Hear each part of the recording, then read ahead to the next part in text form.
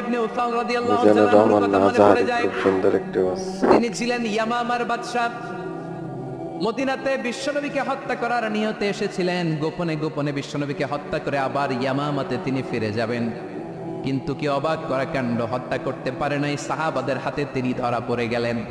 সাইয়েদনা সুমামা ইবনে উসাল রাদিয়াল্লাহু তাআলা আনহু হত্যার নিয়তে আসলেন, কিন্তু হত্যা করতে পারলেন না। সাহাবারা ওনাকে ধরে ফেললেন, ধরে মসজিদে নববীর পিলারের মধ্যে বেঁধে রাখলেন। সুমামা ইবনে উসাল, সিরাত থেকে শুনুন, সিরাত থেকে শোনাচ্ছি রাদিয়াল্লাহু তাআলা আনহু ইয়ামামার অধিপতি ছিলেন।